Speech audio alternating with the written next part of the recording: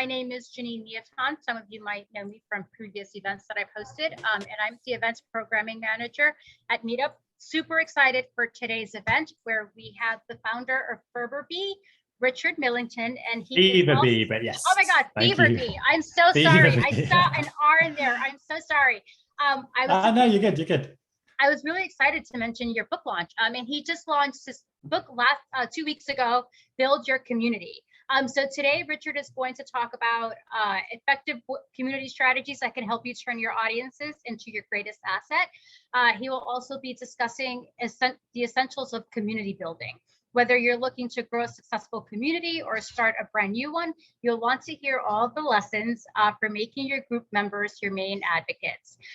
Richard is also going to explain the powerful psychology that you can use to engage your members. And this includes how to get people to join and make their first contributions to your community, overcoming obstacles in community building, and adapting every communication with your audiences to achieve results. I love this. This is just a really, really great information for community leaders. So before we get started, and I pass it on to Richard, I'm going to go over the guidelines in the event agenda. So this event is recorded. Don't worry, you're not going to appear on video. The only people that you will be seeing on camera is Richard and myself. Also, if you have to leave early or you would like to rewatch this, we will be sharing a recording and a recap of this event on our blog, and you can access it at meetup.com/blog. Everyone is also muted. You will only be able to hear Richard and myself. I know it's probably really annoying that you have to hear my voice for a lot of this, my annoying tape recording voice. If you have questions, we encourage you to please ask them. All we ask is that you submit them in the Q&A feature that's at the bottom of your screen. Also, there is closed captioning available for this event. Thank you, Zoom, for this really great feature. If you'd like to turn it on or change the settings, the preference, you can, there's a button at the bottom of the screen on the right. Just hover over the button and select your preference. Okay, so I am going to quickly introduce Richard from FeverBee. I got it right. Yay! You did it. Woo! I got it. Okay. And then Richard is going to take over and dive right into his presentation. And then I will come back on the screen and I will ask Richard some of the questions that y'all submitted in the Q&A. So without further ado, I'm going to introduce Richard and then he is going to take it away. So Richard Millington is the founder of FeverBee. I said it right again. FeverBee uses proven social science to develop successful online and offline communities for organizations around the world. Over the past 13 years, Richard has helped to develop over 290 plus successful communities, including those for Apple, Facebook, Google, the World Bank, Amazon, and many more. This is a really, really great list. Congrats. Thank you. And I knew this, but I'm like reading it off again. I'm like, wow, this is really impressive. FeverBee helps organizations use powerful psychology to build valuable communities. These communities are designed to foster greater loyalty, resolve customer problems, generate ideas, drive search traffic, and develop the best possible member experience. Richard, thank you so much for joining us today. We are so excited to have you, and I will not keep you for another minute longer. So take it away, and I will see you in a bit.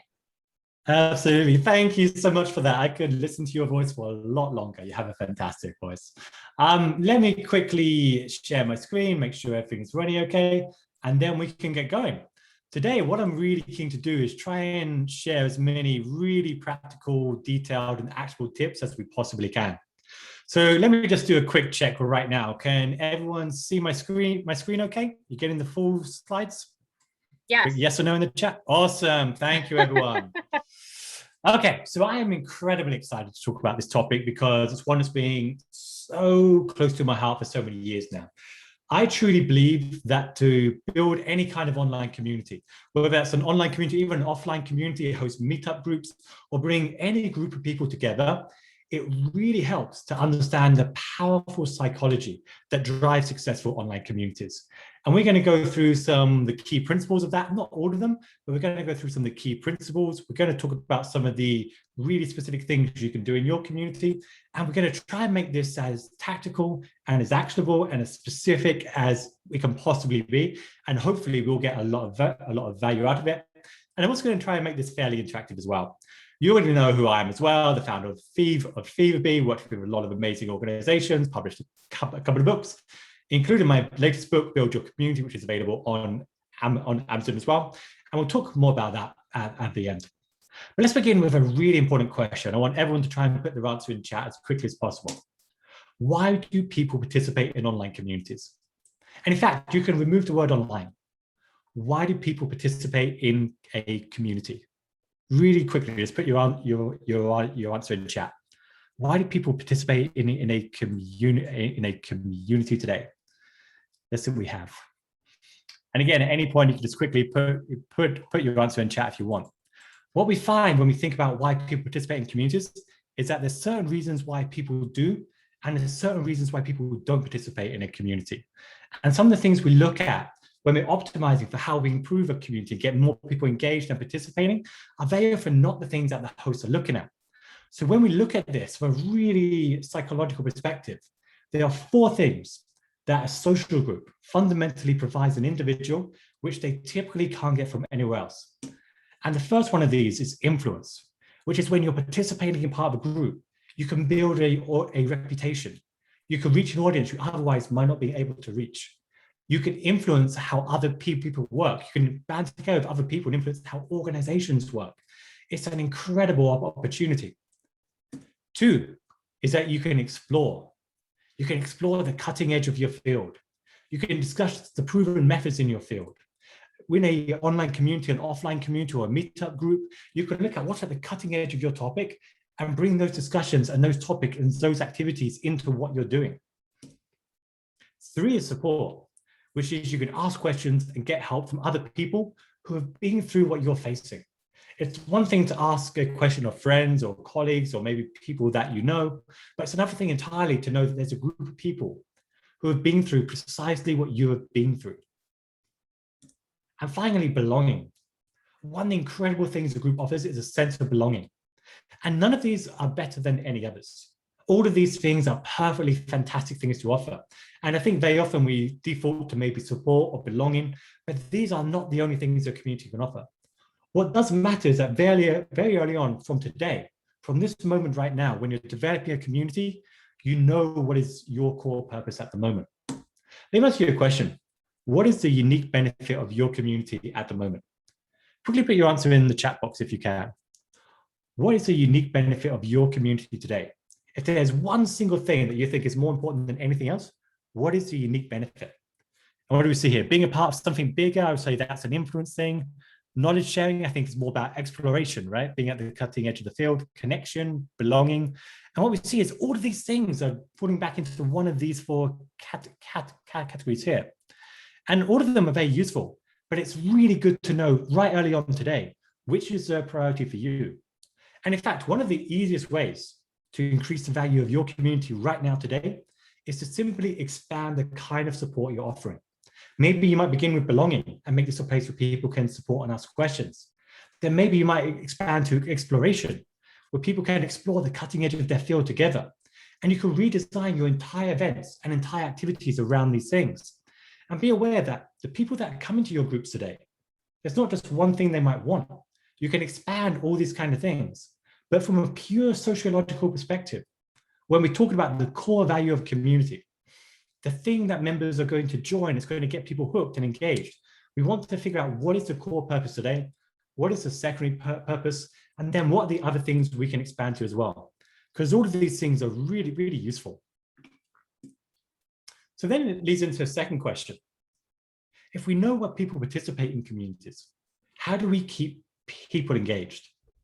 Most of you, if you run a meetup group, online or offline, you've already had the same experience, where you have a lot of people that attend once and perhaps never come back again, or you have people that attend and they listen, but maybe they don't participate as much.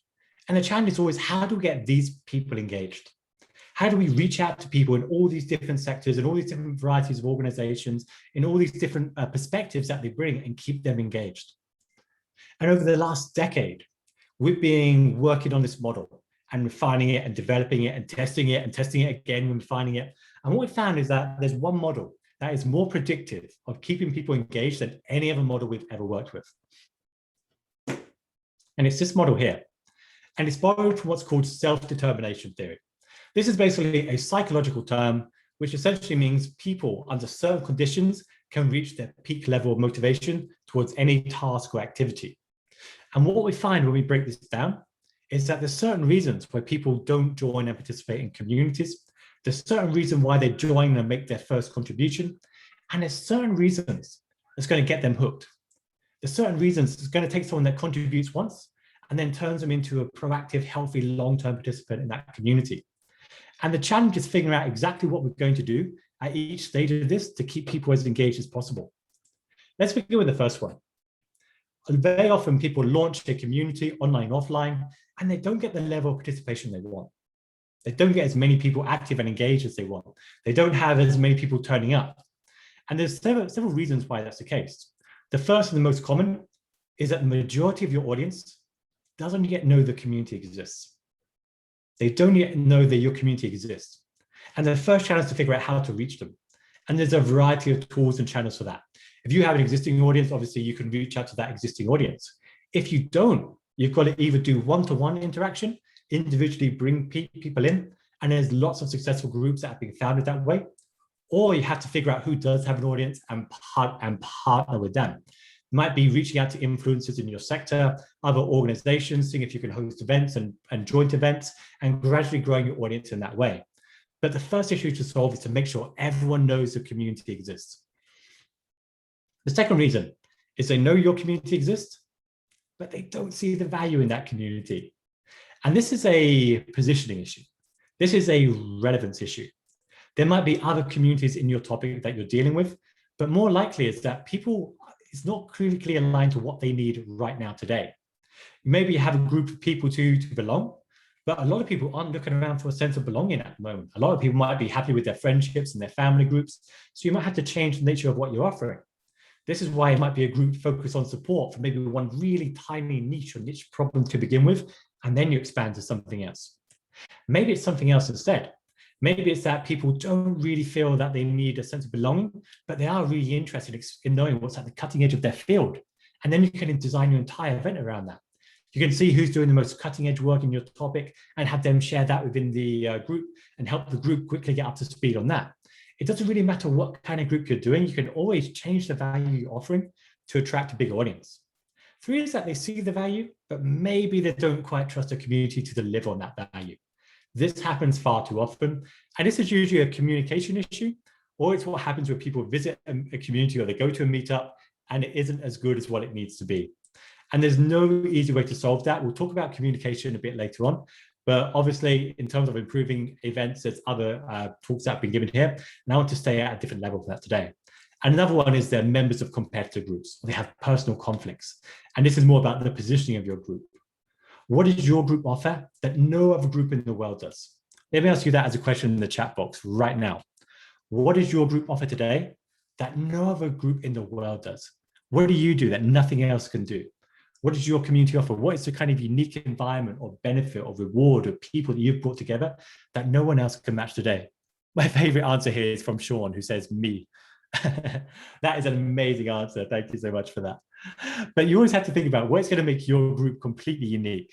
A set of tools to bring out the best in your child. I love that. People with similar problems. I love that. Collaboration in the pre-launch founder space. Yeah, these are amazing answers. So let's imagine you've crushed that issue. And now we're going on to how do we get people to make their first contribution?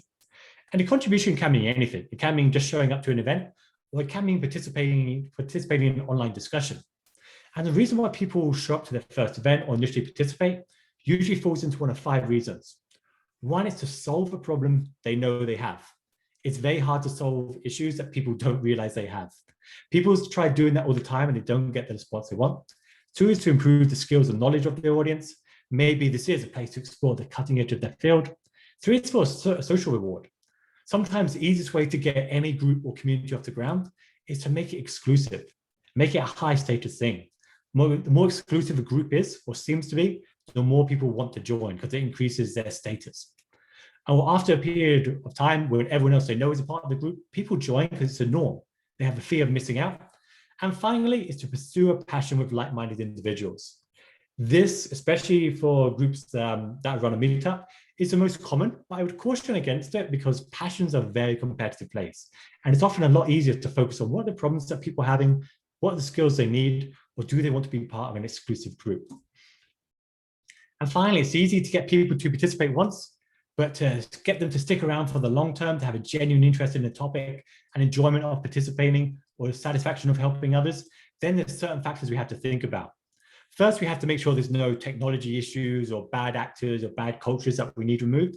But most importantly, we need to steadily increase their sense of competence, autonomy, and relatedness, which means we'd have to make people feel smarter and more competent to engage within that community and within that topic. So if you are educating people, if you're making them happier, smarter, if you're providing a place where they can feel like they are competent, they're going to keep coming back to that community.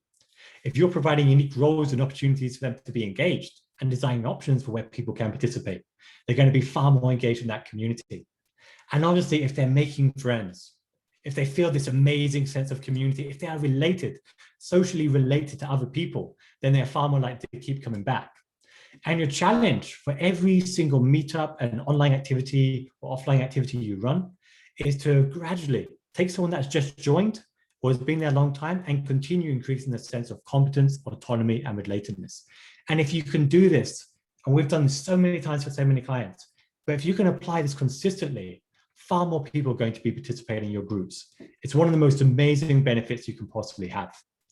And the key thing we're going to talk about to achieving that is what's called asset-based community development. If you know any background in community development or sociology, you might have heard of this before. But asset-based community development means one really simple thing. And I want to share the story by way of an example. A while ago, I was working with a client, and they had this system where after around a year, they would send out an automated message. And the message read exactly like you see on the left, just with the names removed. And take a second just to read that message here. Hello, this is name, the community manager of the community. It's been an hour or a year since your last visit. We missed you. Why not come back and see what you've been missing? You can log into your profile, ask questions, get help, share your expertise. All you need to do is click the link that's shared there. If you have any questions, email me. And then we tested a different message as well. And the different message read like this. We just changed this one message, which is, hi, I'm hoping you can help. Is there anyone else you believe should be a member of this community that isn't today? I'm looking for a couple of recommendations of people doing interesting work, which other members would find useful. Anyone with interesting perspectives to share would be great. Is there anyone you can recommend? A huge thanks. Let me ask you a question. Which of these two messages do you think had the biggest impact? Message 1 or message 2? Quickly put your answer in chat. Most people say 2, 2, 2. Okay, pretty much everyone says message 2, a 2 for a couple of message 1. Wow, there's a huge number of people participating. Okay, so here's the answer. Let's do a drum roll here. Message 1, the subject line of we missed you, come back to we missed, had an open rate of 11%, a reactivation rate, basically a technical term saying how many people actually became back engaged, of 0.6 to 0.9%. Message 2, the one that we wrote for the client, had an open rate of 24% and a reactivation rate of 17 to 19%. So the important thing here isn't just which message was more important, but why. Why do you think message 2 is more effective? Take maybe 20 seconds to put your answer in the chat box if you can. Why was message 2 more effective? Someone says it's personal, influence, call to action. I think both of them have call to actions, engaging. So for me, puts ownership. Yes, okay, we're getting a couple of people here that it's asking for help. Yes, okay. So a couple of you are touching upon the right answer here, and there's a huge number of responses, but a couple of you have got this right. So let's talk about some principles here. One is the curiosity factor. Generally, subject lines with like, we missed you and things we see all the time, people don't open to. But when it's a little bit vague, it prevents a sense of curiosity. And as we can tell, we tend to open those kinds of messages. Second, there's a utility principle. And we're going to talk a lot about this, which is people want to feel useful. When it says, come back and see what you've missed, like we see here, do you feel useful? You don't. But if someone's asking you, who else should we invite to join the community? Suddenly you have to think, who do I know that would be a good fit? And then you feel you've made an interesting commitment, which is the next stage. Not only are you useful, but once you've made a small commitment to a group, you're far more likely to make a bigger commitment to a group. Suddenly you have a stake in the success of that group. And it's a really simple tactic you can use. And also it links to a purpose as well. And I'm sharing this story not to brag, but because it highlights one of the very important topics of how we make a community thrive, which is instead of seeing community as a group of problems or an issue to solve, instead of the traditional approach, which is let's start a community to solve an issue, this asset-based community development approach, or ABCD, which is how can we use our resources, the assets of every single member, no matter how small or how minor or how simple, to create a better future together. Or the key point is to make every single member that attends any meetup, every single member that participates or joins any group, make them feel like they can make a unique, useful contribution to the group. Not everyone is going to be an expert. You're going to have people that are experts in your topics and people that are coming for the first time. You're going to have people that have hours to spend each week in a community and people that have 20 minutes. But the core challenge is to figure out what can any single person do when they're visiting that group for the first time, or the last time or the most recent time. What is the best contribution they can make? Well, to be more specific, do people attend or do they contribute to your groups? We can ask the inverse question of this, which is, why do most people not participate? Think about this. If we go to a group of any community, any meetup, what we find is that very few people actually participate. Out of a group of 10, we might have 3 people participate, and the reasons why they don't are almost always the same. I've been doing this for 10 years, and the reasons are all the same. It's usually, I'm not an expert to give advice, or I'm too busy, or what's the point? What's in it for me? Or maybe I'm not allowed to participate, or maybe I don't think I have anything to share, or maybe I'm worried I might say something wrong, or maybe I don't have the time.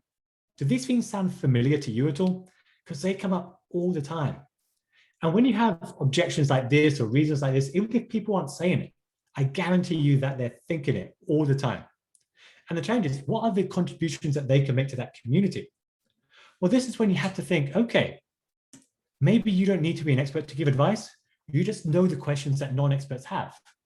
If it's your very first day in the topic, if you have never been involved in this topic before, then you know what it's like for that to be your very first day in the topic. You know what questions a newcomer has. And these questions are going to help the person after you. These questions are going to be questions that experts can answer as well. And those questions will help experts feel better about themselves. So questions are as important as answers. So simply knowing questions non-experts have is an incredibly useful thing to share. So if you can persuade people of that, then they begin to participate. If people are too busy, then what can they share? Maybe they can explain why they're too busy, and members can share their time-saving tips with them. Or maybe they can share links and explain things that they're working on right now today, and people can give advice. If people don't see what's the point or what's in it for me, maybe you can give them a unique role where they have a sense of influence and a reputation. Maybe they can take a volunteer role in some form. If they're not allowed to participate, maybe you can put them in touch with other people who weren't allowed to participate, and then they can learn. If they don't think they have anything to share, then maybe you can ask them, what are you reading? What links are you interested in? What are you working on? If you're worried you might say something wrong, you can ask them, what would make you feel comfortable? Every single objection can actually be used as a reason to get people more engaged in a group, which benefits the group and benefits you as well. And we see this every single time. One of the best things you can do, and I really recommend this at your next meetup or whatever you do, even if it's online or offline, I'm guessing most of you are doing offline meetups at the moment, is to run a workshop session. So go to Mural, maybe someone can put the link in chat. We go to Mural and set up a whiteboard just like this, and then share a visitor link to everyone that is attending your next meetup, and ask them these 2 questions to begin with, which is, what are the benefits you want from a community, and what's stopping you from achieving those benefits so far? And I guarantee you the answers you get to this can define the entire strategy and approach you take. We do this so often for clients, and every single answer is so engaging and so useful and so helpful to every single person. So we do this very early on. We run a workshop session. And not only this, when people have had a stake in saying what they want, they are far more likely to continue being engaged and participating because they've taken a sense of ownership. They've made that really tiny commitment to the group. they've contributed their asset at that point. And if they highlight what's stopping them from participating, again, those are issues that you can tackle and you can resolve. And you can even do it at a more advanced level if you like.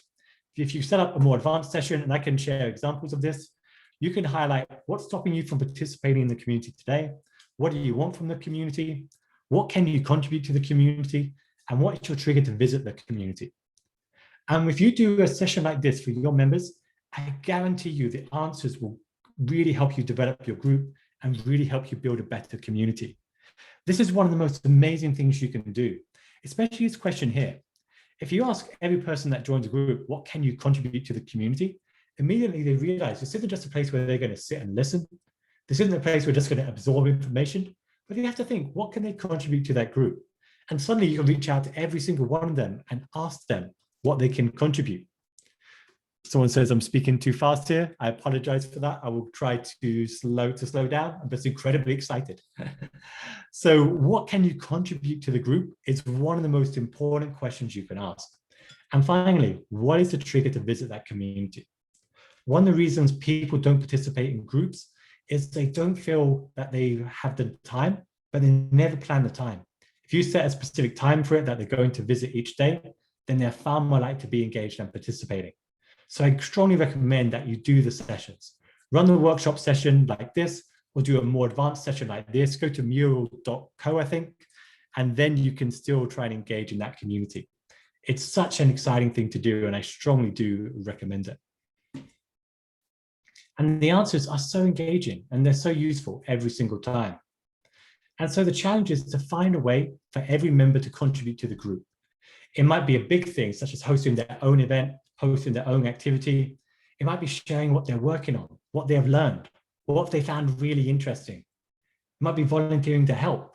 It might be published resources and templates for the group. It might be connecting with new members, or maybe taking a role in facilitating those connections. It might be collaborating together on projects. It might be asking and answering questions. But what I would do is when someone joins, ask them how they want to be involved and try and design a unique way for them to get really highly engaged in that community. One of the things we also often do is break it down into these levels here, where we look at skills and experience, we look at the level of motivation they have, and then we look at how much time they have. And then we can really design the way for every single one of them, regardless of how much time or energy or motivation they have, to make their best contribution to the group. It might be sharing templates and resources, it might be quick tips, it might be volunteer roles, but the more people are contributing an asset to the group, the more they continue participating in that group. And this is the core principle.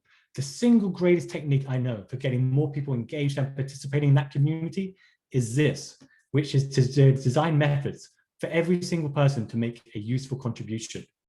Sometimes even the simplest things, especially for people that are new to the topic, are the things that have the biggest impact.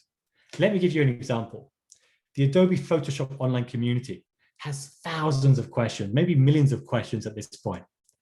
But the most popular question by the number of views that has ever been asked in the Adobe Photoshop community is this one here, which is how do I open my photo in Photoshop?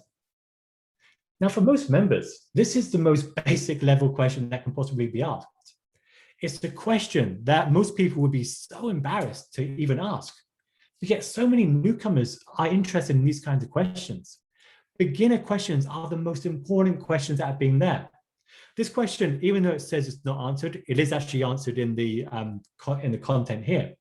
But the key thing is that beginner level questions are so important to have as well. And even for newcomers, just getting them to ask their beginner level questions are so important. If you can make people feel comfortable and even suggest the kind of questions they might want to ask, then they have contributed that asset towards that group. And that's such a powerful thing to do. The second part of this is to create the biggest possible emotional payoff, the biggest emotional payoff that you possibly can. One of the reasons why people don't participate is if you're responding to a question, usually there's two things that people want when they respond to a question. One is they want to build a reputation. They like being seen as an expert. They like having that power and influence.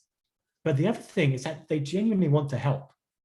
But if they want to help, they have to know they are helping someone. And what studies have shown is that the more people disclose their emotions, The more people disclose the impact of how it would help them, the bigger the emotional payoff is. Let me give you an example here. Imagine someone asks a question, share your experience working from home.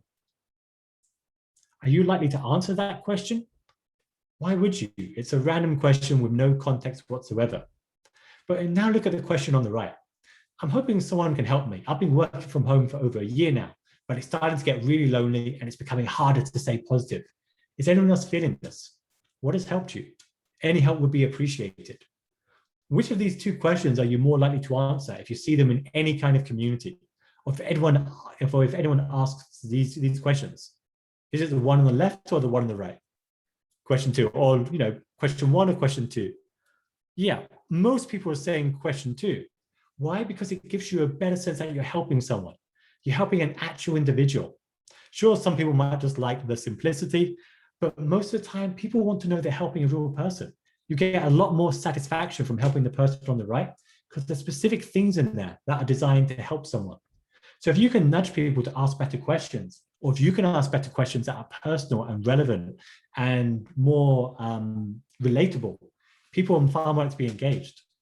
And when people do ask a question and the way you respond has a big impact. Here's another example. And I'm using examples of a variety of different kinds of online communities here, but these are two responses in the Okta online community from different employees at the same organization. What's the difference that you notice in these responses here? Take maybe 30 seconds just to read through them both. Read the question, read the response in the top left, and then the response on the right. What do you notice about the second response here? Response from Phoebe Venkat here. What's Phoebe doing here that makes this response really interesting? What do we have? Some people say it's personalized, yes. So what Phoebe is saying is, hello, Alessandro, and welcome to the Okta community and the cloud world. I was in a similar situation a few years ago when I started to work more in cloud versus on-prem environments. You've come to the right place to get insights from helpful experts like at Bagsar, who are helping build great things on the Okta platform. Also, wanted to compliment you on how clear your question is for introducing yourself and for having a profile question. What's she doing here? She's acknowledging the person. She's being helpful. Yes, what else do we have? She's making them feel understood. It's done like in a face-to-face conversation. There's a huge different variety of responses you can give to any question someone asks. And the more personal it is, the more better your response is, the more engagement you're likely to receive. It's not a canned response, as someone is saying in the comments here. Yeah, it's on a really personal level. And if you can make members feel amazing about their contributions, the more they can continue participating. There's a skill in helping every single person who makes a contribution feel amazing about that contribution.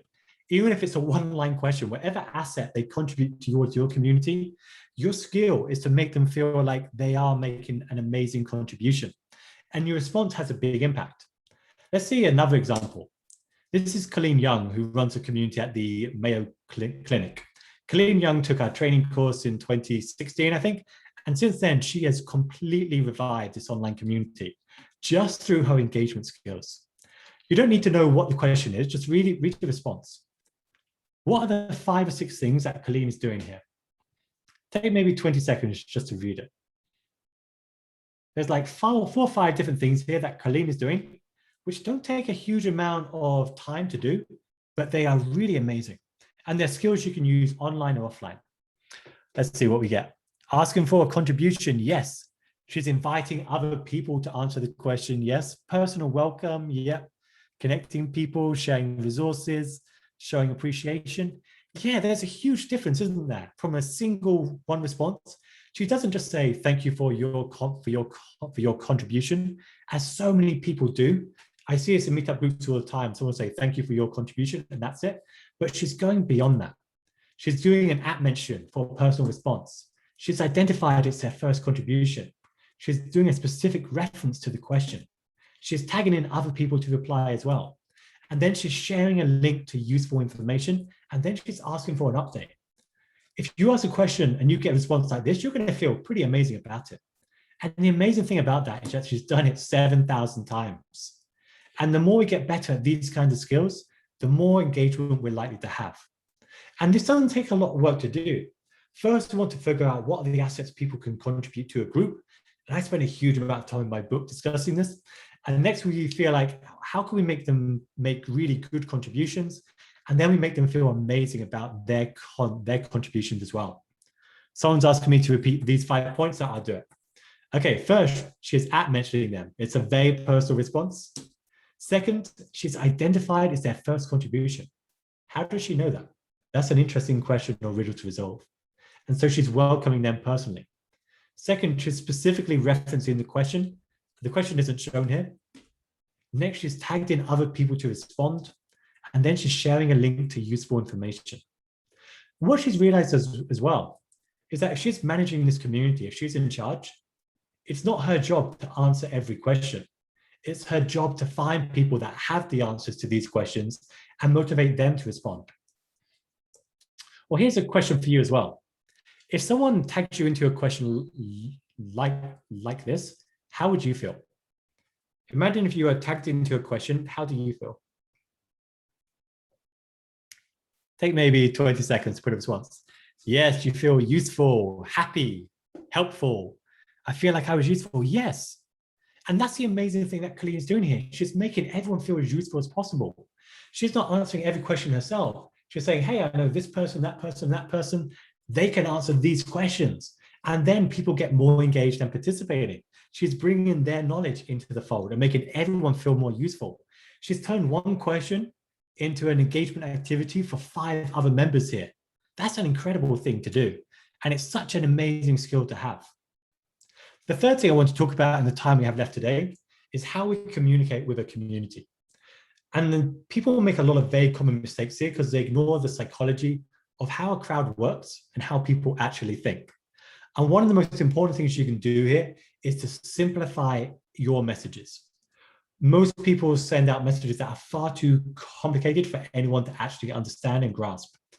And what you have to do is really chisel down everything you want to say into that core message you want people to remember, and then to share that message in the most engaging, visual, narrative way you possibly can.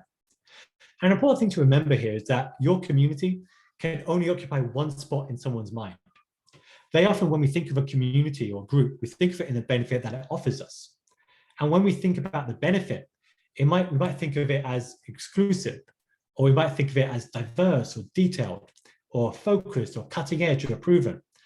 But it's a good idea to pick which word matters most to you. And this isn't a comprehensive list, but to pick which word matters most to you and then personify and exemplify that. If you're the quickest, then make sure you give them the quickest response in your community than any other channel. If you're exclusive, then make sure you begin with the very top names in your industry. If you're focused, then be focused on that niche topic. Don't allow off-topic discussions, really personify it. But whatever edge that you are going for, really go towards the edge, because that's what will make the message stand out in the long term. Well, let's think about this. SAP is a client of ours. This is before we began working with them. So when they relaunched their online community, they sent out a message like this, or this was what was on the homepage. What do you think of this? Take maybe 20 seconds to read and put your response in the chat box. What do you think of this? Yeah, it's impersonal, it's oversharing, it's too many options, right? What is the memorable message? Do members care that they can click on their avatar, create a profile, write blog posts? Telling people what they can do doesn't motivate them to actually do it. There's no single memorable message here.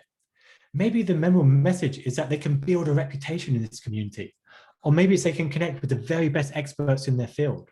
Or maybe they can do something unique. But just giving people a list of things they can do, there's too many messages to communicate at once, which means people won't remember any of them. And that means when you're communicating with a group, especially a crowd, you've got to focus on that single, powerful, persuasive message. And you've got to make sure that it cuts through the filter that we all have. One of the really important things you can do is avoid cliches like the plague. There's so many cliches that we use in our communications all the time.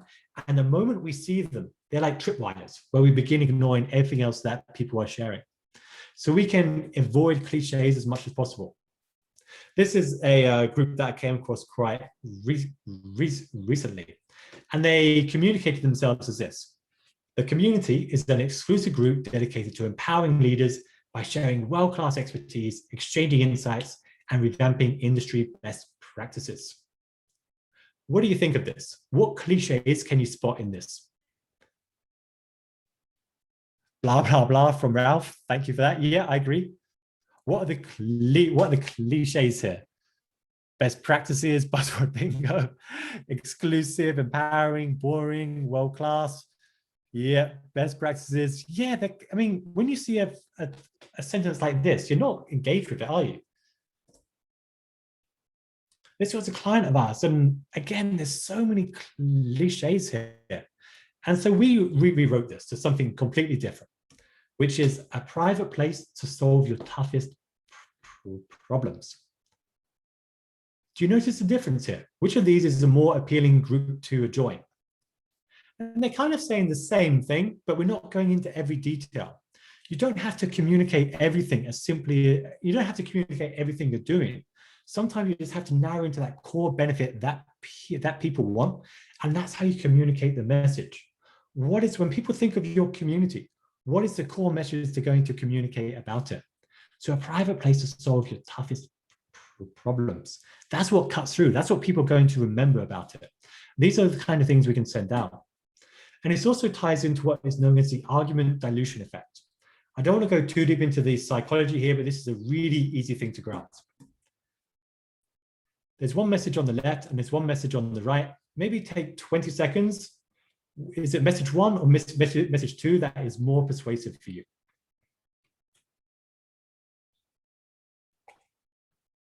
Which of these two messages are more persuasive to you? So a lot of people are saying message two, message one, message two, message one. So I'm sorry to say that a lot of you are wrong on this one. So what studies have shown consistently, and we've tried this over and over again, is, yeah, some of you have noticed that there's a typo in this, sorry about that. What's being shown time and time again is that weak messages undermine strong ones, which means when you're communicating a message, it's tempting to put every benefit as possible. But what studies have shown that if you just lead with your biggest message, that is more persuasive. But when you add in things, it dilutes that message. So it sounds like, yeah, I want a free swag box and a gift card. That sounds like a more persuasive message, but actually in practice, it's not as effective as what people think. Another final thing to be really important of is that contrasts are better. If you want to communicate something, contrasts are better than just stating facts. Do you see what we've done there? People interpret things a lot easier when you use a contrast to explain what you want them to do. One of the ways we can communicate a lot better with any audience is to use a contrast to explain what we're trying to explain. So for example, our community gives you quick answers. That's good. But now imagine comparing it to our community gives you quicker answers than contacting, say, customer support. Now people can compare it to, and they can decide which one is better. An easier way to be more persuasive is to use as many contrasts as you can in the key points. Or share your best development tips in our community. Another example from a client. Don't keep your development lessons to yourself. Share your best tips in our community. And again, we're comparing it with what the opposite is. And very often people don't consider what the opposite is. Keeping your lessons to yourself sounds like a selfish thing to do now, where sharing it with the community sounds like the right thing to do. So using contrast can really help you get people to engage in the way you want them to engage. Or can you help our members? Or our members don't know where to begin. Can you help them? Again, there's a contrast here, which makes your message more persuasive. And so the more persuasive it is, the more likely people are going to be engaging in that group. Or ask our experts. Don't ask strangers, ask our experts. Again, the contrast makes everything far more persuasive and far more powerful than it would easily be. And obviously, this is just being a few tips that we've gone through today. There's a far more. If you want the full list of tips and advice for building a community at the very practical, tactical, and psychological level, I really hope you consider buying my book, Build Your Community. And what we also have is a accelerator tool. So if you buy it this week and and you email me the receipt, I'll give you access to it. It lets you benchmark where you are now, and then put in place really specific steps to improve. But just to wrap up what we've covered today, it's first, if you want people to engage, you have to understand what the motivational model looks like. There is why people don't join a community, what gets people initially engaged and participating, and what drives long-term participation. Two, the most important way to keep people engaged in any kind of group is to make them feel like they are useful to that group. From the newcomer to the expert, every single person, no matter the level of expertise, experience, or connections, has something they can contribute. Whether, even that's just recommending a friend, even if that's asking just a beginner level question, showing what they've recently read or found interesting, the more people contribute, the better it is for everyone, and the more they continue engaging in that community. And finally, we have to communicate in a more persuasive way than we are today. If we want people to be more engaged, then it helps to be persuasive. And it's a skill to engage with the crowd. And there's some very specific techniques we can do here, like using contrast, simplifying the messages that we're sending out as well, making them a little bit more emotive, and getting down to the core thing of what we're trying to explain. So again, thank you so much, everyone, for listening and participating. It's really been amazing. Honestly, your feedback, your questions has been incredible. Thank you so much. So please do buy my book as well. If you wouldn't mind reading the reviews, I would be sharing views, that'd be great as well. Janine, I'm kicking it back to you. If anyone has any questions, feel free to ask in the Q&A box. Thank you so much, everyone. And yeah, I hope you like the book. Oh, hi, Richard. Hello again. Oh my God. Thank you for thank you so much for this presentation. It was so helpful, and you were just like so clear, so concise. You gave really great examples. I'm sure the audience learned a lot from watching this. So thank you so much. And we have a ton of questions, which I'm going to get started and start asking. Awesome. Okay. So Siona asked, ooh, did it just get really dark here? Siona asked how to meet like-minded and motivated community members. It's not always easy, and how to find them. Yeah, so if you don't have any existing audiences, there are two things you can do. One is to begin finding people on social media and connecting with them. Everyone has to begin somewhere, right? So attending other online communities or groups that are out there can be useful. Otherwise, find out who's talking about that topic on Facebook, LinkedIn, Twitter, whatever other new social tools come out each day, Instagram or whatever, and getting to know them, connecting with them, that's an easy way to start. Two, if you want to cheat the process to a certain degree, is to find people who do have access to a big audience and build a partnership with them. Maybe you interview them, maybe you share their best advice for a project you're working on, a content article. A lot of people don't start with a community. They begin with an audience first. Maybe they have a blog, maybe they have a podcast, maybe they have an Instagram account, and they build a following and then turn that into a community. And that's why I started to plug the book, but a lot of what the book is talking about in the tagline here is turn your connections into a community. You need to build those connections first, I think. I think that's the easiest step to help. And also when people do join, what we often don't do is ask people, who else do you think should be a member of this group? And we find we can exponentially grow a group really, really fast just by asking each newcomer to highlight who else should be a member of that group. And instead of asking them to do the connections, we do it on their behalf. And that usually grows a group quite quickly as well. I hope some of that proves useful. Thank you. Okay, next question. What thoughts and recommendations come to mind for those of us wishing to start by growing one online community and quickly co-develop online communities across the globe? How could we do that if we don't have contacts or organizers in other countries? Yeah, this is kind of similar to the last question. I mean, if you don't have contacts in other countries around the world, the first thing is to make contacts around the world. And the easiest way to do that is by asking people who know someone they can recommend you to. Eventually you'll find someone. Like if I want to find someone in, I don't know, South Africa today doing online community work, I'm sure there's lots of groups I could ask that would give me recommendations quite quickly. So I think you've got to network your way into some connections there. That means you have to do the effort of often introducing yourself first. Maybe you have to volunteer at events first.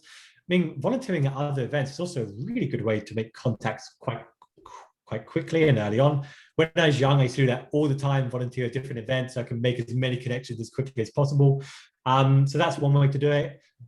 Seeing who's commenting on blog posts, who's publishing in that region. You can also look at tools that are online that will let you, forgotten the name of it, but there are tools on Twitter, and they use Twitter where you can geolocate where people are from. So you can find people that are talking about a particular topic in a location, and then you can use that and network your way in there. But there's no silver bullet. If you're looking for like a magic solution, there isn't one. All there is like hard work here, but the value of building this kind of community pays off all the time. So that would help. One thing I would say, if you want to spread a group quickly across around the world, you've got to build that core group of believers really fast. You need a group of like 12 to 15 friends around you who really believe in your mission as much as you do. So then you can launch it with a bang. Otherwise, it's going to be very difficult to make that work. But again, there's no silver bullet. It's just a lot of very hard and very rewarding work. That's a great answer. Thank you for that. Seki asked, any advice how to create trust within a community?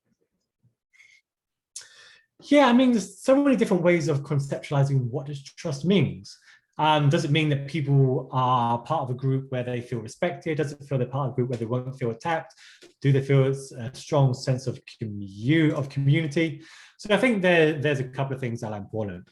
One is to ask that question to your members. One thing that's really interesting to me, because I do a lot of talks and webinars, I feel very often people ask me a question that they could ask members of their community. So if I was, sorry, I forgot the name, Saki, is that it? Seki, yes. Sorry if I'm mispronouncing that. And I apologize if I'm mispronouncing it.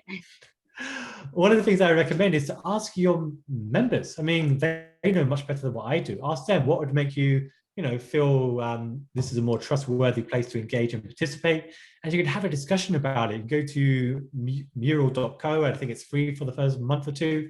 And then you can have that as a whiteboarding session where everyone can highlight what would make this feel a trusted place for you. And everyone can share their ideas and you can collaborate together to build this trusting place. So I'm a big believer that you don't build a community in a top-down way. Like, there are tips I can give you, but the most effective tips I can give you is to say, work from the bottom up. Ask your members this question, get them to collaborate together, and then they're all contributing again to the success of that group. And that in itself is going to start building these relationships and trust that are going to thrive. I mean, there's a lot of important things with guidelines and enforcing those things, and you can read that elsewhere. But really, I would ask your members that question. What would make them feel, this is a trustworthy place? What do they need? And let them give you the answers that you can work on and then collaborate on the solutions together. Thank you. At Zay, and I apologize if I'm pronouncing your name wrong. I'm so sorry. Asked, I run a mathematics Q&A. We try and reduce emotion and opinions and focus on factual answers as a way to reduce fluff. Is this a good strategy? So most people, when they think of a community, they think it has to be a place with a lot of like off-topic discussions and a really close sense of belonging and a strong sense of community. And for many groups and communities, that's fantastic. But it's not for every single group. And sometimes if, we work in fields of scientists and doctors and professionals where they don't want to like have a friendship group or support group. They just want a place to share great and useful information. And then that in itself is what builds those connections and relationships. So I say, yes, it's a perfectly fine thing to do. A lot of people will tell you you need to build a sense of belonging all the time. Maybe you do, maybe you don't, but I wouldn't feel compelled to. If it's working for you, keep doing it. And again, you can ask your members this question as well. You can ask your members, is this what you want to do? Is this what you need? And that is often going to give you far better information than what I can give you. So yes, that I think is a perfectly acceptable way of building a community. Thank you. All right, next question. Jose asked, I think this is a great question because hybrid events are the future. For hybrid communities, offline and online, how would you bridge the people without tech skills to avoid them feeling excluded? Yeah, again, I would say this is a good question to ask the members of your community first. I mean, I don't want to be a broken record here, but I think it's always useful to ask the members how they feel because they can give you such great advice. One of the things I would do in this particular situation is to map out the different segments and personas that are in your community today. figure out what each of their tech skills are, because that seems like an important thing for them. And then maybe put them in like a mentoring group or give them an exclusive place where they can engage in that community. And then help them, or maybe invite other members to help them as much as possible. Maybe you're translating content for them. Maybe you're including them on a mailing list as well. And try and figure out what that specific group needs and then accommodate them as best as possible. There isn't, that sounds like a very active dog. So there isn't a single method for doing that, but I think if you can map out the different segments, what their needs are, and then you can work with your members to help best to accommodate those needs. And we see that in other fields as well, in terms of translating groups, it comes up a lot there. People with special technology needs, you can work with them. And also the other great thing about this is that when members do have like a unique need, especially older members of the community, we found time and time again that people seem really keen to volunteer to help. So this could be an amazing opportunity to really bring the community together and really build those bonds. So I would look at what does that group need that will help them overcome that issue, and are there members that can volunteer to help? Sorry, that was Otis. I think there's someone at the door. So yeah, it's very cute that my dog is engaged. Absolutely. Yeah. Thank you. Yeah, there was someone knocking on the door and Otis had to go see who it was. Okay, so thank you so much, Richard, for answering these questions. These were really, really great questions. And thank you everyone for submitting your questions. I know that we had a lot more questions. Unfortunately, this is, we didn't have that much time to answer all the great questions. Again, my dog heard Otis and is barking now. Oh, I'm so sorry. Yeah, Otis's bark is like his mommy's voice, very annoying, and it carries.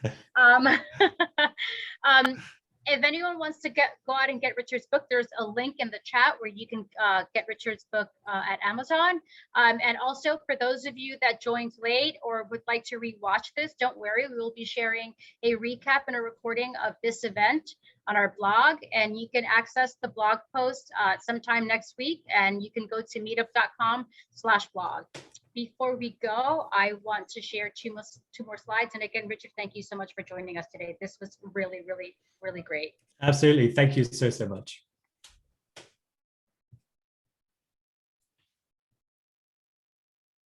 So if you're a member of Meetup and you would love to become a Meetup organizer, we'd love for you to.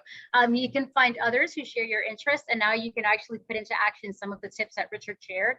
And you can save 30% on your first subscription by going to meetupsavings.com. Also, if you don't have it out, I'd like to ask you to pull out your phone and scan this QR code. If you don't know, we have a podcast with our CEO, Keep Connected. It launched at the beginning of this year. Last week's episode was about dating. The special guest shared a lot of great tips on dating, and we will be launching another episode next week. And we will have an organizer that is an organizer of the D&D group. So very exciting. If you're a gamer and you love Dungeons and Dragons, tune in for next week's episode, which goes live next Wednesday. Thank you everyone so much for joining today. And Richard, thank you so much for being a part of this. Have a great day. Goodbye.